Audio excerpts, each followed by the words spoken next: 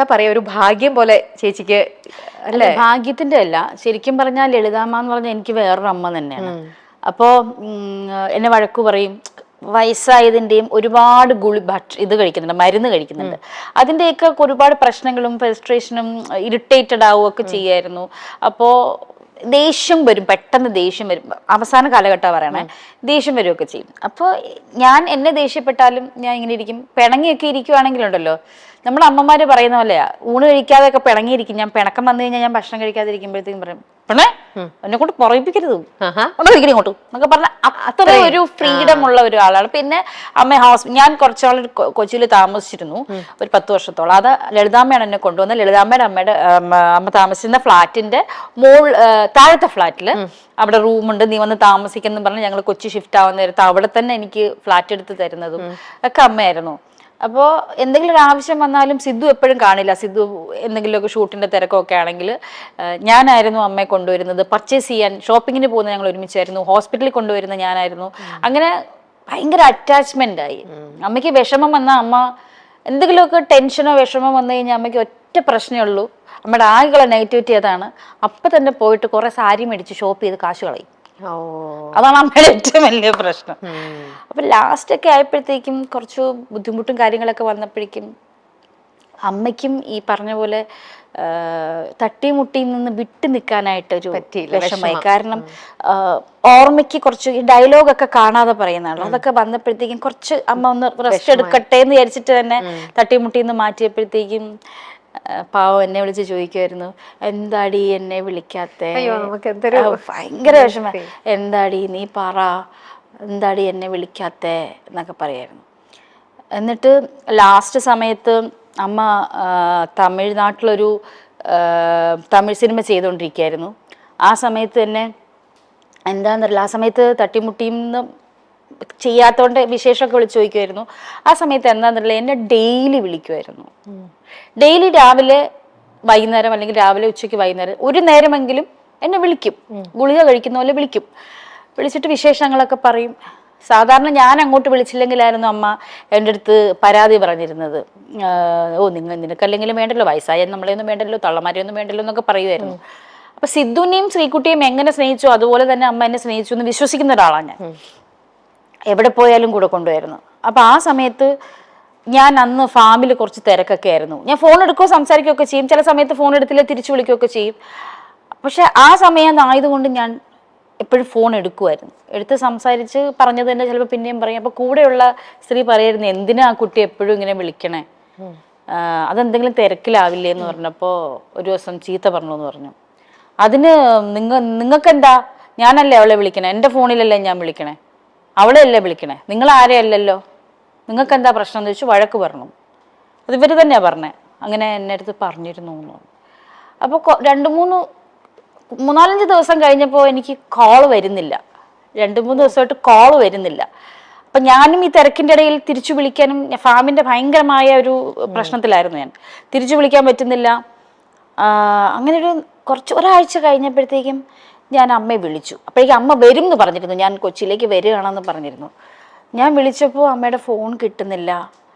അത് കഴിഞ്ഞ് ഞാൻ ആരോ ഇങ്ങനെ ഞാൻ വിളിച്ചു, ശ്രീകുട്ടിയോ സിദ്ധു ആരെയും വിളിച്ചപ്പോഴാണ് പറഞ്ഞത് അമ്മ ഹോസ്പിറ്റലൈസ്ഡ് ആണ്. ചേച്ചിക്ക് അന്നേരം ഭയങ്കര ഒരു പെയിൻ ആയിരുന്നിരിക്കും അല്ലേ?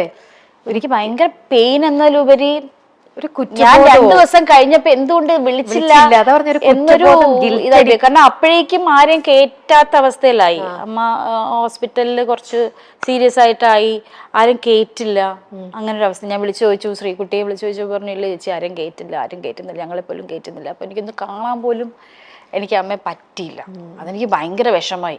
അത് കഴിഞ്ഞ് ഹോസ്പിറ്റലിൽ നിന്ന് വീട്ടിൽ വന്ന് കുറച്ച് നാൾ കിടന്നല്ലോ, അന്ന് ഞാൻ പോയി കണ്ടു. പക്ഷെ ആ കണ്ടത് നമ്മുടെ അമ്മയല്ലായിരുന്നു. ശരിക്കും നമുക്ക് ആ ഒരു എനിക്കും തന്നെ വിഷമം വരുന്നു, അത് റിലേറ്റ് ചെയ്യാൻ പറ്റുന്നുണ്ട് കറക്റ്റായിട്ട്. ഞാൻ ആദ്യം വിളിക്കുമ്പോൾ സിദ്ധു പറഞ്ഞു, ചേച്ചി അത് വേണോ, കാരണം അമ്മയുടെ ഒരു നല്ല മുഖം നമ്മുടെ മനസ്സിലുണ്ട്. അപ്പൊ ചേച്ചി അത് വേണോ?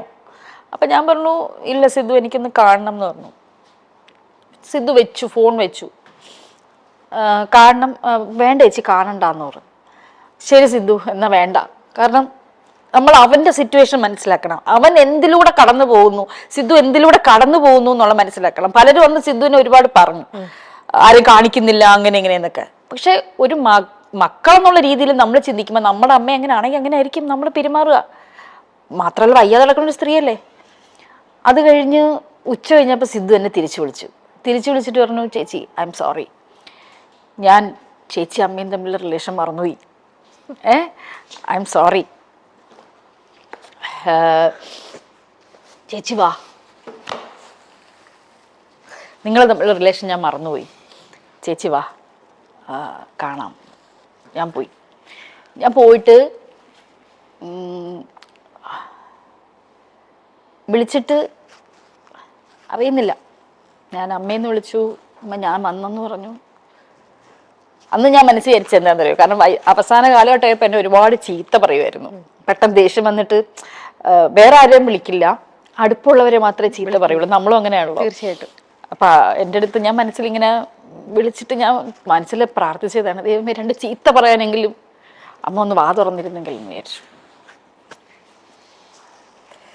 നമ്മൾ ഓരോ തിരക്കിൽ പെടുമ്പോൾ നമ്മൾ ഒരിക്കലും വിചാരിക്കില്ലല്ലേ, ഇങ്ങനെ ഒരു സൈഡിൽ നിന്ന് ഒരാൾ എന്നെ ഡെയിലി വിളിച്ചോണ്ടിരുന്ന ഒരാള് നമ്മളെ 2 ദിവസം നമ്മുടെ ജീവിതം ഫുൾ പിന്നെ നമ്മൾ കുറ്റബോധത്തില് എനിക്ക് വിളിക്കാമായിരുന്നു, ഞാൻ വിളിക്കേണ്ടിയിരുന്നു, അങ്ങനെ തോന്നും. കാരണം ആ സമയത്ത് അമ്മ ആക്ച്വലി കുറച്ച് ആരോഗ്യത്തിലാണ് സംസാരിച്ചത്, കുഴപ്പമൊന്നുമില്ല, ഒരിക്കലും വിചാരിക്കുന്നില്ല. പക്ഷെ അന്ന് കോവിഡ് സമയം ആയതുകൊണ്ട് അവിടെ നിന്ന് ഇങ്ങോട്ട് വരാൻ പറ്റത്തില്ല. അപ്പൊ കുറെ ദിവസം അമ്മ വെറുതെ ഇരുന്നു, 3-4 ദിവസം വെറുതെ ഇരുന്നപ്പോ അവര് വിട്ടില്ല ഇങ്ങോട്ട്. എന്തോ നമ്മൾ സ്റ്റേറ്റ് മാറി പോകുന്നതിന് തന്നെ നമുക്ക് എന്തോ അനുവാദം ഒക്കെ എടുക്കേണ്ടിയിരുന്നു ആ സമയത്ത്. അതുകൊണ്ട് അവിടെ അങ്ങ് പെട്ടുപോയി. എന്നിട്ട് എന്നെ വിളിച്ചു പറഞ്ഞു, എടി എനിക്ക് വരാൻ പറ്റുന്നില്ലടി, ഇവര് വിടാന്നൊക്കെ പറയുന്നുണ്ട്, പക്ഷെ പറ്റുന്നില്ലടി, എനിക്ക് അങ്ങ് വന്നാ മതി എന്നൊക്കെ പറഞ്ഞു എന്നെ വിളിച്ചിട്ട്. അപ്പൊ ഡെയിലി വിളിക്കുമായിരുന്നു തന്നെ, അത് ആരും വിശ്വസിക്കില്ല. ആ സമയത്ത് അമ്മയുടെ കോൾ ലിസ്റ്റ് എടുത്ത് നോക്കിയാൽ കാണാൻ എന്നെ ഡെയിലി വിളിക്കും. നമുക്കറിയാം, കാരണം ചേച്ചിയും ലളിതാമ്മയും തമ്മിൽ നിങ്ങളുടെ ആ തട്ടിമുട്ടിയിൽ നിങ്ങളുടെ ആ ഒരു ബോണ്ടിങ് നമുക്ക് എല്ലാവർക്കും മനസ്സിലാക്കാവുന്നതേ ഉള്ളൂ. ശരിക്കും എത്രത്തോളം സ്വന്തം മോളെ പോലെ ആ ഒരു ഫ്രീഡം ഇപ്പൊ ചേച്ചി പറയുമ്പോൾ തന്നെ അത് ശരിക്കും അത് ഫീൽ ചെയ്യണു. നമുക്കിനിയിപ്പോ ഒന്നും ചെയ്യാൻ പറ്റില്ല. നമ്മൾക്കിപ്പം എന്താ പറയാ, അമ്മ സ്വന്തം അമ്മമാര് ചെയ്യുന്ന പോലെ തന്നെ മക്കളെ കൊണ്ട് ഓരോന്ന് ചെയ്യിക്കുന്ന പോലെ തന്നെ KSF-ല് ചിട്ടി ചേർപ്പിച്ചത് ലളിതാമ്മയാണ്, ഹെൽത്ത് ഇൻഷുറൻസ് എടുപ്പിച്ചത് ലളിതാമ്മയാണ്. എനിക്കൊന്നും ഉണ്ടായിരുന്നില്ല. പിന്നെ ഈ കലാകാരന്മാർക്കുള്ള ക്ഷേമനിധി, അങ്ങനെ കുറെ സാധനങ്ങൾ പറഞ്ഞു, നീ ഇതെല്ലാം ഇപ്പൊ എടുത്ത് വെക്കണം, നിനക്കിപ്പോൾ ആവശ്യം കാണില്ല, പക്ഷെ നീ ഇതെല്ലാം എടുത്ത് വെക്കണം, നിനക്ക് ഭാവിയിൽ ആവശ്യം വരും എന്ന് പറഞ്ഞിട്ട് എന്നെ കൊണ്ട് നിർബന്ധിച്ചെടുപ്പിച്ചത് അമ്മയാണ്. മലയാളികൾക്ക് മറക്കാനാകാത്ത നടിയാണ് അന്തരിച്ച KPSC ലളിത. അവിസ്മരണീയമായ നിരവധി കഥാപാത്രങ്ങൾ KPSC ലളിതയ്ക്ക് ലഭിച്ചു. നടിയുടെ അഭാവം ഇപ്പോഴും മലയാള സിനിമാ ലോകത്ത് പ്രകടമാണ്. കരൾ രോഗത്തിന് ഏറെനാൾ ചികിത്സയിലായിരുന്നു KPSC ലളിത. അവസാന നാളുകളിൽ അസുഖം വല്ലാതെ തളർത്തിയിരുന്നു. സിനിമാ രംഗത്ത് നിരവധി സൗഹൃദങ്ങൾ ഇവർക്കുണ്ടായിരുന്നു. എന്നാൽ ഇവരിൽ ഏറ്റവും കൂടുതൽ അടുപ്പം നടി മഞ്ജു പിള്ളയുമായിട്ടായിരുന്നു. തട്ടിയും മുട്ടിയും സിറ്റ്കോമിൽ അഭിനയിക്കവെയാണ് ഇവർ തമ്മിൽ വലിയ ആത്മബന്ധമുണ്ടായത്. KPSC ലളിതയെക്കുറിച്ച് എന്നും കണ്ണു നിറയാതെ മഞ്ജു പിള്ളയ്ക്ക് പറയാൻ പറ്റില്ല. പരമ്പരയ്ക്ക് ശേഷം തങ്ങൾ രണ്ടുപേരും വളരെയധികം അടുത്തു എന്നാണ് മഞ്ജു പിള്ള പറയുന്നത്. അമ്മ എന്നെ വളരെയധികം സ്വാധീനിച്ചിട്ടുണ്ട്. KSF-ൽ ചിട്ടിയെടുക്കുന്നതും ഇൻഷുറൻസ് എടുക്കുന്നതും വീട് വാങ്ങുന്നതും എല്ലാം അമ്മ പറഞ്ഞിട്ടാണ്. എന്നെ കുടുംബിനിയാക്കിയത് അമ്മ വന്ന ശേഷമാണ്. അമ്മ മകളെ ശാസിക്കുന്നത് പോലെ തന്നെ എന്നെ ശാസിക്കുമായിരുന്നു. KPSC ലളിതയുടെ ദേഷ്യത്തെക്കുറിച്ചും മഞ്ജു പിള്ള സംസാരിച്ചു. പ്രായമായ അമ്മ ഒരുപാട് മരുന്നുകൾ എടുക്കുന്നുണ്ടായിരുന്നു. ജീവിതത്തിൽ നേരിട്ട അനുഭവങ്ങളും കാരണമുള്ള ഫ്രസ്ട്രേഷനുകളും ഉണ്ടായിരുന്നു. ആ സമയത്ത് ഏറ്റവും കൂടുതൽ സമയം ഒപ്പമുണ്ടായിരുന്നത് ഞാനാണ്. മേക്കപ്പ് ഇത്തിരി കൂടിപ്പോയാൽ വഴക്കുണ്ടാക്കും. സ്നേഹമാണ് എൻ്റെ അമ്മ, അതുപോലെയാണ്. ഞങ്ങൾ എല്ലാ സിനിമയ്ക്കും പോകുമായിരുന്നു. ഞാൻ ഒറ്റയ്ക്ക് സിനിമയ്ക്ക് പോയാൽ പരിഭവമാണ്. കാരണം വയസ്സായി വരുന്തോറും കുഞ്ഞിനെ പോലെയായി. ഹിന്ദി സിനിമയാണെങ്കിലും വരും. തട്ടിയും മുട്ടിയും പരമ്പരയിൽ അഭിനയിച്ചു കൊണ്ടിരിക്കവേ ശാരീരിക അവശതകൾ കാരണം അമ്മയെ കുറച്ചുനാൾ ഒഴിവാക്കി നിർത്തിയിരുന്നു. അമ്മയ്ക്ക് വയ്യായിരുന്നു. ആ സമയത്ത് അമ്മ എന്നെ ഫോൺ ചെയ്ത് ചോദിച്ച ചോദ്യമുണ്ട്, എന്താടി അവരെന്നെ വിളിക്കാത്തതെന്ന് ചോദിച്ച്. അത് പറയാനാകുന്നില്ല, അത്രയ്ക്ക് വിഷമമുണ്ടെന്നാണ് മഞ്ജു പിള്ള പറയുന്നത്. ഇതേക്കുറിച്ച് KPSC ലളിതയുടെ മകൻ സിദ്ധാർത്ഥ് ഭരതനും സംസാരിച്ചു. ഒരു സെറ്റിൽ നിന്നും അടുത്ത സെറ്റിലേക്ക് പോകുന്ന ശീലമായിരുന്നു. കോവിഡ് വന്നപ്പോൾ ഇതെല്ലാം തെറ്റി. ലോക്ക്ഡൌണിൽ മാനസികമായി തളർന്നു. കുറച്ചുനാൾ കഴിഞ്ഞാൽ ശരിയാകുമെന്ന് ഞാൻ പറഞ്ഞു. ഇല്ലടാ, നിനക്കറിയില്ല, ഒരു ആർട്ടിസ്റ്റ് ഇരുന്നു പോയാൽ ഇരുന്നു പോയതാണെന്നാണ് അമ്മ പറഞ്ഞതെന്നും സിദ്ധാർത്ഥ് ഓർത്തു. 2022 ഫെബ്രുവരി 22-നാണ് KPSC ലളിത അന്തരിച്ചത്. ആ മരണം സിനിമാ ലോകത്തെ ഒന്നടങ്കം വിഷമിപ്പിച്ചിരുന്നു.